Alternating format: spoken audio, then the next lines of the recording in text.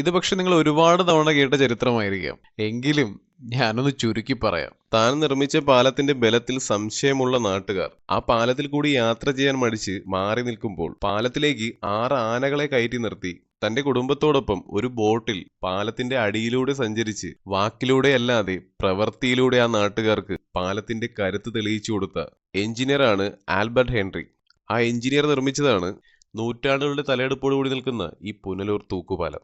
തമിഴ്നാടുമായുള്ള വാണിജ്യ വ്യാപാര ബന്ധം വളർത്തുന്നതിനു വേണ്ടിയാണ് പുനലൂരിൽ കല്ലടയാറിന് കുറുകെ ഒരു പാലം എന്ന ആശയം രൂപപ്പെടുന്നത്. പാലത്തിന്റെ ആവശ്യകതയെക്കുറിച്ച് അന്ന് തിരുവിതാംകൂറിന്റെ ദിവാനായിരുന്ന നാണുപിള്ള രാജാവായ ആയില്യം തിരുനാളിനെ ബോധ്യപ്പെടുത്തുകയും രാജാവ് അത് അംഗീകരിക്കുകയും ചെയ്തു. പക്ഷെ അവർ നേരിട്ട ഏറ്റവും വലിയ വെല്ലുവിളി ശാന്തമായി ഒഴുകുന്നതായി തോന്നിപ്പിക്കുമെങ്കിലും പൊതുവെ നീരൊഴുക്കും അടിയൊഴുക്കും വളരെ കൂടുതലായുള്ളൊരു നദിയാണ് കല്ലടയാർ.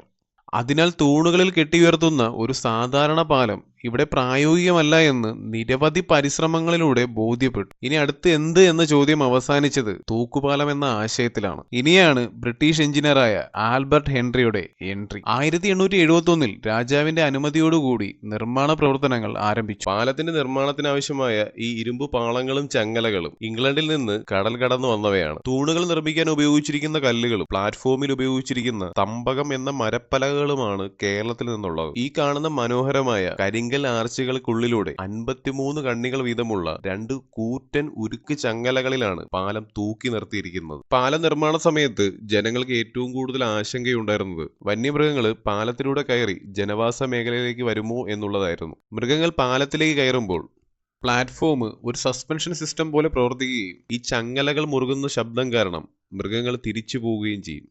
1877 പാലത്തിന്റെ പണി പൂർത്തിയായെങ്കിലും 1880 തുറന്നു കൊടുക്കുന്നത്. പിൽക്കാലത്ത് കാളവണ്ടികളും കുതിരവണ്ടികളും മാറി മോട്ടോർ വാഹനങ്ങൾ വന്നപ്പോഴും 1974 തൊട്ടപ്പുറത്ത് കോൺക്രീറ്റ് പാലം വരുന്നതുവരെയും ഈ പാലത്തിലൂടെ തന്നെയാണ് അവയെല്ലാം സഞ്ചരിച്ചിരുന്നത്. ആ സമയത്ത് വാട്ടർ അതോറിറ്റി ഒരു കൂറ്റൻ പൈപ്പ് ലൈൻ ഈ പാലത്തിന്റെ നടുവിലൂടെ സ്ഥാപിക്കുകയും പിന്നീട് ആ പൈപ്പ് ലീക്കായി വന്ന ക്ലോറിൻ കലർന്ന വെള്ളം വീണ് പാലത്തിന്റെ തടികൾ ആകെ നശിക്കുകയും ചെയ്തു. അങ്ങനെ നാശത്തിന്റെ വക്കിൽ നിന്ന പാലത്തിലെ പലകകൾ മാറ്റിയിട്ട് നഗരസഭ പുതിയ പലകകൾ സ്ഥാപിച്ചു. പാലത്തിന് ഈ ഒരു ടെക്നോളജി മനസ്സിലാക്കാതെയുള്ള നവീകരണം കാരണം പാലത്തിന്റെ പ്രത്യേകതയായ സസ്പെൻഷൻ സിസ്റ്റം എന്നേക്കുമായി നിലച്ചു. പാലത്തിന് 2 എൻട്രൻസുകളിലുമായി 4 കിണറുകളുണ്ട്. പാലത്തിന്റെ നിർമ്മാണ രഹസ്യം ഈ കിണറുകളിലാണെന്നാണ് പറയപ്പെടുന്നത്. അവിടെയുള്ള പാലത്തിന്റെ സുരക്ഷാ മേൽനോട്ടം വഹിക്കുന്ന പുരാവസ്തു വകുപ്പ് ഉദ്യോഗസ്ഥൻ പറയുന്നത് 1990കളിൽ പാലം പുരാവസ്തു വകുപ്പ് ഏറ്റെടുക്കുമ്പോൾ ഡീറ്റെയിൽ ആയിട്ടുള്ളൊരു സ്റ്റഡി നടത്തിയിരുന്നു. ഈ ചങ്ങലകൾ ശ്രദ്ധിച്ചാൽ മനസ്സിലാകും അവ കിണറിലേക്കല്ല ഇറക്കിയിരിക്കുന്നത്. കിണറുകൾക്ക് മുന്നിലുള്ള ഒരു അറയിലേക്കാണ് ഈ ചങ്ങലകൾ ഇറക്കി നിർത്തിയിരിക്കുന്നത്. അവിടെയാണ് പാലത്തിന്റെ മെക്കാനിക്കൽ റൂം. ഭാവിയിലുള്ള അറ്റകുറ്റപ്പണികൾക്കായി